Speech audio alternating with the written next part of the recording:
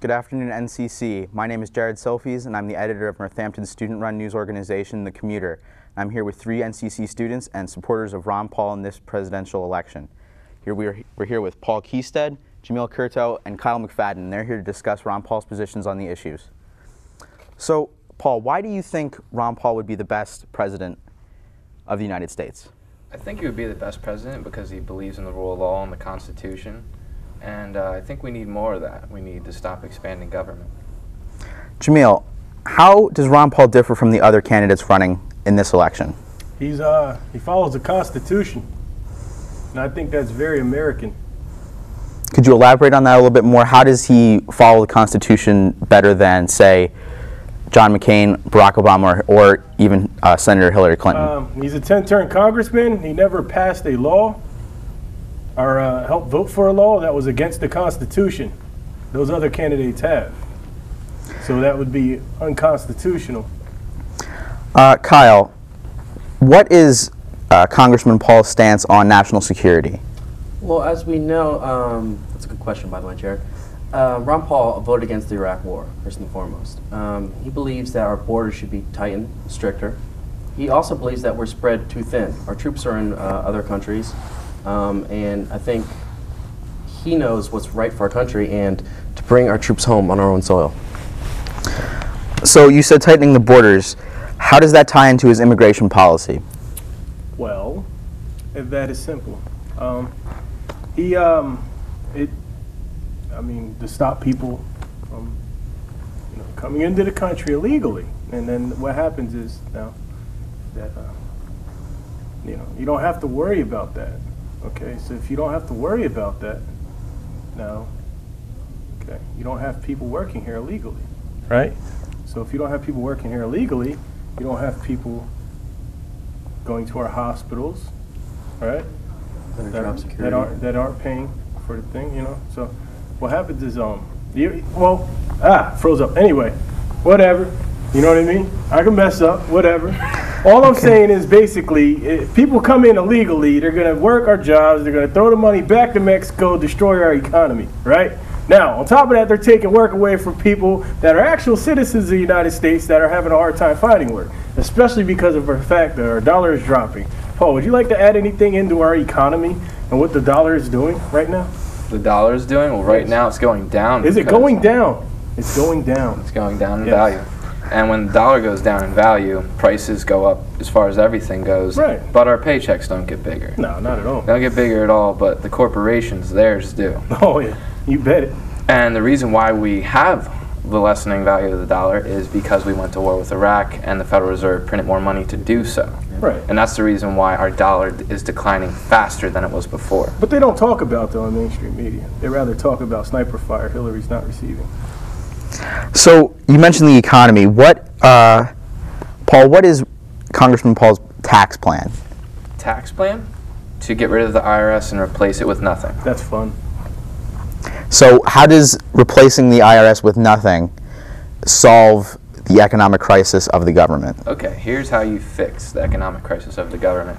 You get rid of the Federal Reserve. They manipulate our dollar, which we all know is why the dollar is devaluing itself. I mean, we can pretty much say when you print more money, the value of the dollar goes down, right? So you stop invading other countries, which cost us around $1 trillion a year to occupy those countries. The Iraq War has cost us $3.5 million. I mean, $3.5 trillion, excuse me. Yeah, that's big enough.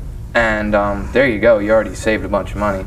Right. The income tax only makes up 1/3 of our total revenue, which would match the revenue that we were making 10 years ago, I think it is. Maybe 10 or 16 years ago, I don't know. But basically, if we go back to the principles of the Constitution and get rid of needless programs, we can get rid of the income tax. Right.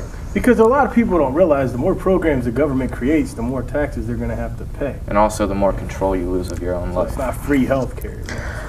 So, Kyle, what is Congressman Paul's plan to provide health care to the United States citizens? Basically, his plan, it's more oriented towards family doctors. It's basically structured so that you can go to your family doctor and you won't have to wait in big lines with universal health care and things like that. I know Paul, I think you probably know better than I do about that issue. Well, it goes along. All these issues are really interrelated here. I mean, you give back people 33% of their income, all of a sudden they have enough money to save for their retirement, enough money to take care of their own health care, pretty much.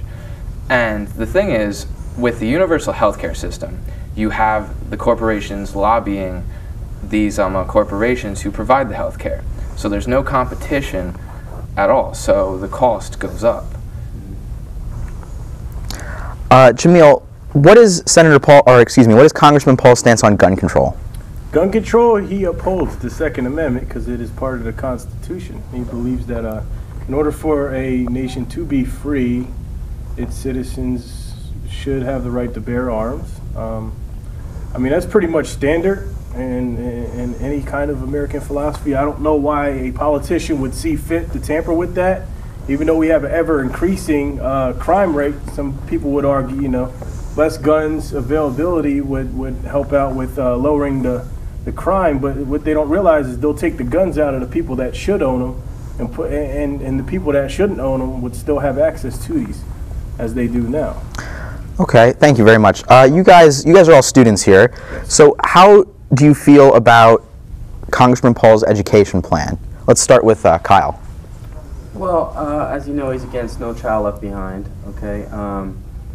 He is in favor of basically sound money, and he's in favor of organizations with people that put their own money into different schools, and you having the ability to invest the way you want to invest.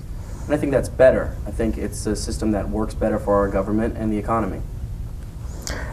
Paul or Jamil, do you have anything to add to the educations? I would also say that No Child Left Behind has been proven not to work. If we would like to try to reform, try to find a better program. As far as you know, education, I think schools should, you know, get more involved with the parents of the children itself instead of trying to reach certain marks that the government set for it.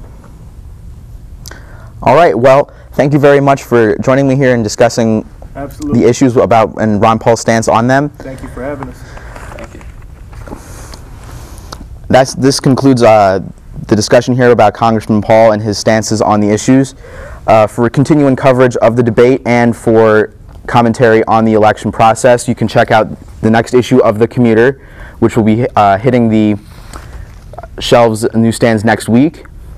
And we'll be having some articles and photos in there about the voting extravaganza. You can also check out exclusive coverage online at the nccommuter.org with exclusive video and election coverage. Thank you.